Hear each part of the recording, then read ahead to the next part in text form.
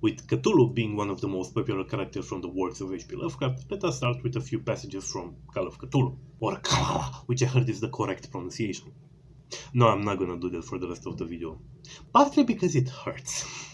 I feel obligated to warn for spoilers, but the book is actually kinda shitty, so don't worry about it. You shouldn't bother reading it. For context, the book is written as a sort of build-up. Stranger and stranger things happen or are being described as the book goes on, with the high point being the awakening of Cthulhu himself when some sailors find his tower thing in the middle of the ocean. Let us see how HP goes about it. The aperture was black with darkness almost material. The tenebrousness was indeed a positive quality, for it obscured such parts of the inner walls as it ought to have been revealed, and actually burst forth like smoke from its eon-long imprisonment, visibly darkening the sun as it slunk away into the shrunken and gibbous sky of flapping membranous wings. The odor arising from the newly opened depths was intolerable, and at length the quick-eared Hawkins thought he heard a nasty, sloping sound down there. Everyone listened, and everyone was listening still, when it lumbered slobberingly into sight and gropingly squeezed its gelatinous green immensity through the black doorway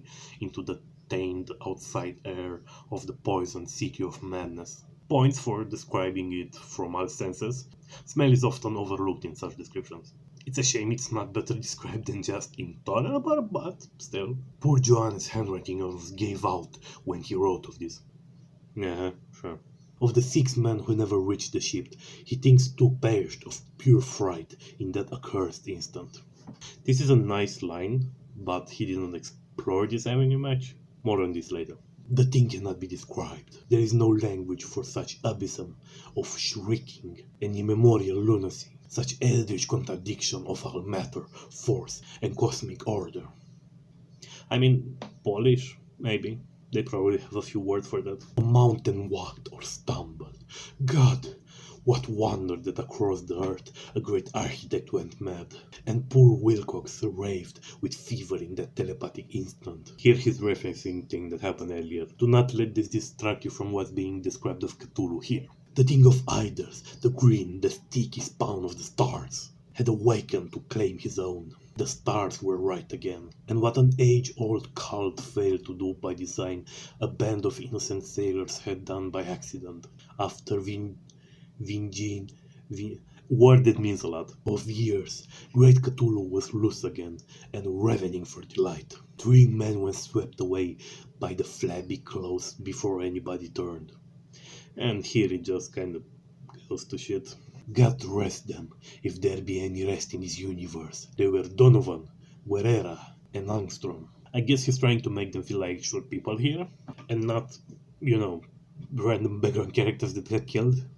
Parker slipped as the other 3 were plunging freezingly over endless vistas of green, crusted rock to the boat, and Johannes swears he was swallowed up by an angle of masonry which shouldn't have been there, an angle which is acute, but behaved as if it were obtuse.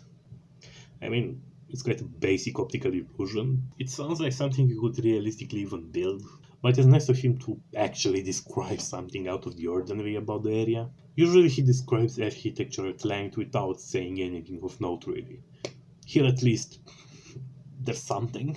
So only Bryden and Johannes reached the boat, and pulled desperately for the alert, as the mountainous monstrosity flopped down the slimy stones and hesitated floundering at the edge of the water. And from here on there's not really any point in reading. Long story short, Cthulhu went into the water after the boats, but one of them turned around and smacked his boat into his head, which stopped him? Or it.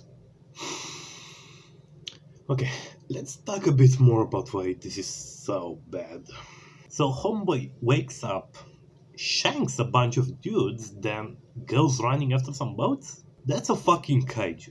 So far he was sold as some eldritch deity, a being above human understanding, that's been around since the sun was young. And this is how he acts. The first time I read that, I literally lost it. Here Cthulhu is literally no better than some random monster from Pacific Rim. Not even the good one, from the second movie. So in terms of improving this passage, the first thing that needs to change is what he does when he leaves his tower thing. You can't have him run after boats like a dog after cars. Well, I mean, you can, but the result is gonna be this piece of trash. He even gets run over like a dog in the streets. Well, in the ocean in this case, but the point stands. What else could he do? He could do nothing. Even that would be better. He could ignore them. He could go outside and look at the sun. If you insist on killing off a few background characters, you can have him accidentally step on them as he goes about his business. Having one die of fright is interesting, but it's kinda poorly written here. You could either make it more graphic. I don't remember where, but I remember some story where they were finding people that seemed to have died of fright because they were finding them with their faces contorted, as if they were screaming when they died. That was cool. Or the exact opposite way. I remember some account of a team of explorers that found a pocket of deadly gas, but they weren't aware of it because it was only about knee high. They only realized it when one of them bent down to tie his shoe, and he just died. That was interesting, putting an accent on how odd it feels for someone to seemingly randomly die right in front of you. That's interesting. But don't say it. Describe it. Show, don't tell. That's a basic principle of writing. Some people are apparently not aware that it applies to writing. I heard a YouTuber I follow say that once, that you can't really apply it to books because you can only say things in writing. But that's not what that's about. Don't give conclusions. Give the readers the data they need to draw the conclusion you want them to draw. Don't say someone's brave. Give an example of something they did that was brave. Don't say the thing cannot be described, trying to explain why that is. Because if you leave it like this, it's just lazy writing. You can go about it every which way, but give the reader something to work with.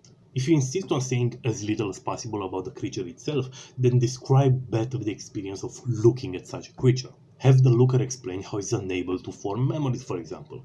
My mind reacted to the sight of it as if it was a disease, refusing to keep any memory of it. Every moment you see it feels like the first. Whatever part of it I was looking at was the only part I knew of at the time, for it was too great to see the whole creature at once.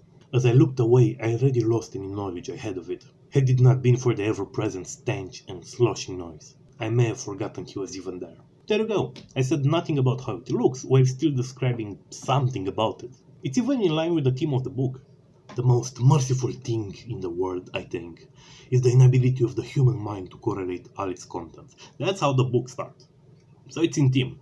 It doesn't have to be like that. There's endless ways you can go about it. Even if you don't want to describe Cthulhu itself, you can still describe the reaction the people had to it. All HP describes is a guy instantly dying, a few guys getting shanked, and the guy that started laughing. It's not bad, but it's just not enough. Imagine one guy sees it and then instantly takes the short way out. And then 3 other guys fight over the gun because they also want to do it. Imagine one guy starts singing religious texts. Imagine one guy is confused as fuck because he doesn't even see anything there. Imagine he went into more details about the guy that just died when he saw him. Just don't throw around shit like, oh, it's indescribable. Come on. The same principle of show don't tell applies to poor Johannes, whose handwriting almost gave out when he wrote of this. How so? Did the writing get sloppy? Was it inconsistent? Did it have a lot of grammar problems? Don't tell me it almost gave out. That's lazy writing. Explain why that is. That will do a way better job at giving me some insight into the state of mind of the character. Something I often hear when I dare criticize the works of H.P. Lovecraft is, well, you just don't like the genre. Which couldn't be further from the truth. I love the genre. But I also love good writing, which is something mostly absent from his works. An example of a piece of writing very similar to the structure and concept from Call of Cthulhu, even down to this idea of such eldritch contradiction of all matter, but actually done well, is SCP-3004, Imago. I do recommend reading it, but you don't really have to worry about spoilers, because the narrative is not the important part. The cool thing about it is the concepts it presents. Concepts that you can learn backwards, and it's still interesting. It's mostly also written as a sort of build-up, so it's very similar, but it has a number of passages that I still remember because they present interesting concepts. Memorable bits is something I often give extra points for. It's one of the most important things for me, because it's the thing that stays with you for the longest. Years after reading this article, I still remember the description of the entity. It hurt to look at, because it tried to look like too many things at the same time. That's a very memorable description. It's fascinating. And it even went the extra step to give examples which make sense in the context of the piece. This being was first associated with a sect that worshipped a bug known as the stained glass cicada. Then it moved on and attached itself to Christianity. So it then actually makes sense that the thing it was trying to appear as were a big bug, an old man, a cicada on a cross, and stained glass and wood stretching infinitely. It makes sense because of the religion it was associated with. It doesn't say it looks like that because of said religion. It just says it looks like that and lets you realize that those things are not random. There's a reason behind them. There's not a whole lot of moments like that I remember from H.P. Lovecraft. What I do remember is a general sense of utter boredom and frustration thanks to the writing. Like in The Shadow over Innsmouth, where at the end I think he tried to write a plot twist, but I'd be surprised if there's anyone who didn't see that coming from a mile away. The one interesting thing I do remember is from The Mountains of Madness, where they found a creature and they were unsure if it classifies as a plant or an animal, because it had characteristics of both, which is nice. With The Tomb, for example, I remember liking it, but that's the only thing I remember from it, that it was somewhat enjoyable. I don't remember if the writing was good, probably not given who made it. So I'm actually tempted to recommend it less, even though I remember enjoying it. Because you might come out of it with nothing. With Call of Cthulhu, you at least get an example of bad writing. From The Tomb, you kinda get nothing. Part of why I made this video is because I have a very odd relationship with his works. I don't know why I'm doing this to myself. I've went through like 15-20 of his books or works or whatever, and I hardly liked any, and I still feel the need to give him another chance because he's so highly recommended. But then I read another of his books and nothing goddamn changes. So please don't tell me that I just didn't read enough. I may still be open to trying out specific books if they are highly recommended, but I think 15 works from the same author is enough to get a feel for his ability, especially since he's the same problems that appear again and again. Another point I really hope nobody makes is that I just don't enjoy the genre, hence my opinion is flawed. I very much enjoy the genre. This is part of what made me so sad to finally read his works, because when I compare his stuff to works from actually talented writers, his are really mediocre. They tend to be mostly consistent. There's not a lot of gaping plot holes or character inconsistencies or all the other typical marks of bad writing. There may be some, but that side of things doesn't really bother me enough to give it much attention. I'm willing to look over it. But there's also not a whole lot of quality in terms of plot, like with The Shadow over Innsmouth and the obvious plot twist. Kinda sounds like a Harry Potter book. Maybe in his day that was new and fresh, maybe. So he thought he could get away with giving away a few too many hints. But I don't think horror was unheard of at the time, so that's likely just not great writing. Not clear, but very plausible given the rest of his writing. The big problem I have with his writing are the very elements of Lovecraftian horror, which is why I decided to take an example and talk about it in detail, because it's the details that matter. The idea of writing about indescribable horrors is interesting, but he lacks in terms of execution.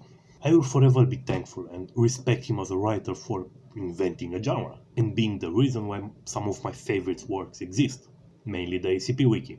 Without him, I doubt Lord Blackwood would have ever been a thing, and the works associated with him, which are some of my favorite pieces of storytelling ever. Lord Blackwood in the Land of the Unclean, or Lord Blackwood Presents True Account of the Events of 1666, amazing pieces of literature. But the reality of the situation remains that he's not all that good of a writer. It's kinda like the Ford Model T, revolutionary for its time, and a moment in automobile history that deserves to be remembered. But I wouldn't drive one to work. There's just way better stuff out there nowadays. If you disagree with anything I said, do tell. I will be more than happy to discuss. I don't even mind you insulting me, but try to write something that I can actually reply to. If you think there's any one book from him that doesn't suffer from these problems, do tell. I may check it out. If there's any other book or passage from him or anyone else that you'd like to see a breakdown of, do tell. Theoretically, this channel will be for anime at some point, but right now I feel like talking about HP, so here you are.